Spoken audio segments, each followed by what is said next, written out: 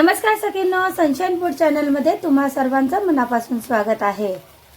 तर मी आज तुमच्यासाठी नवीन काहीतरी घेऊन आलेली आहे। जेव्हा आपली नाश्त्याची वेळ येते बनवण्याची, तेव्हा आपण खूप विचार करतो की आज नाश्त्याला काय बनवायचं। तर सगळ्यात आधी तोंडात काय येतं? आपल्या पोहे। आणि तो विषय कुठपर्यंत संपतो? कांदा भजीपर्यंत। पण आपण यातलं काहीच नाही बनवणार आहोत, आपण नवीन काहीतरी बनवणार आहे।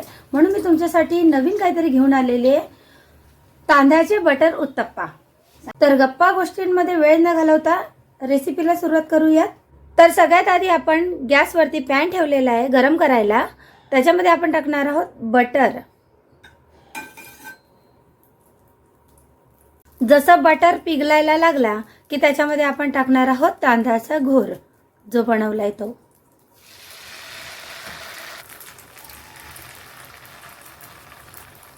हा घोर आपण रेशनिंगच्या तांदळापासून बनवलेला आहे। तुम्हाला जर चांगले तांदूळ वापरायचे असेल तरी चालेल। 2 मिनिटांनंतर आपण त्याच्यावरती टाकणार आहोत बारीक चिरलेला कांदा।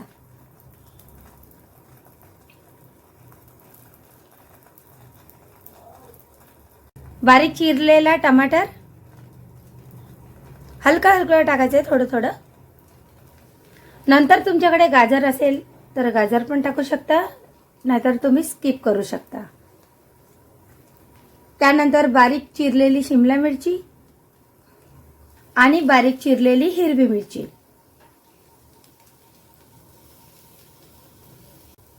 आणि बारीक चिरलेला कोथिंबीर। हे सर्व टाकून झाल्यानंतर त्यानंतर आपली वेळ आलेली आहे मसाले टाकायची। चवीनुसार मीठ टाकायचं आहे,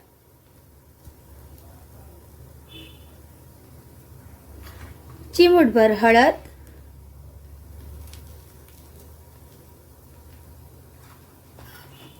तुमच्याकडे जर गरम मसाला असेल तर थोडासा गरम मसाला,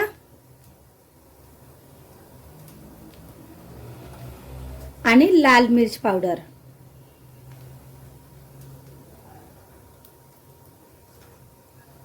स्पायसी पाहिजे असेल तर जास्त टाकू शकता। आता मसाले टाकल्यानंतर थोडासा अजून वरतून थोडासा बटर टाकायचे।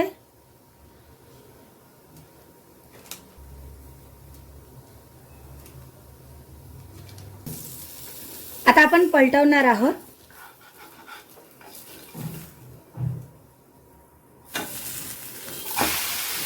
अशा पद्धतीने याला साधारण 2 मिनिटं होऊ द्यायचे।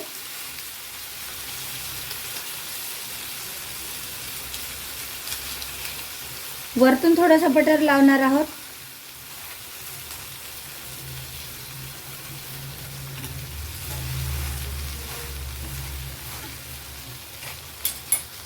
आणि जोपर्यंत त्याला थोडासा कलर नाही येत तोपर्यंत आपण त्याला सरळ करणार नाही आहोत।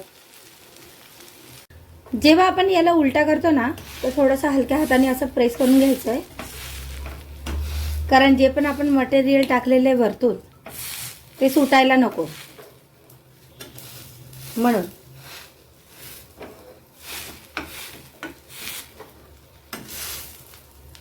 झाले 5 मिनिटं झालेले, त्याला आपण सरळ करणार आहोत।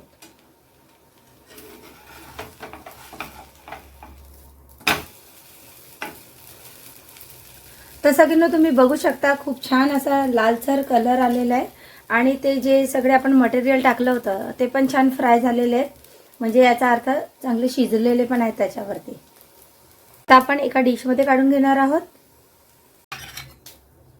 ठीक आहे। तर सखींनो, आजची रेसिपी तुम्हाला कशी वाटली नक्की मला कमेंट करून सांगा। तुमच्या कमेंटची मी खूप आतुरतेने वाट बघते। आणि जे लोक माझे व्हिडिओ बघतात त्यांना मनापासून धन्यवाद। तर लवकरच आपण भेटणार आहोत नवीन रेसिपी सोबत। तोपर्यंत नमस्कार।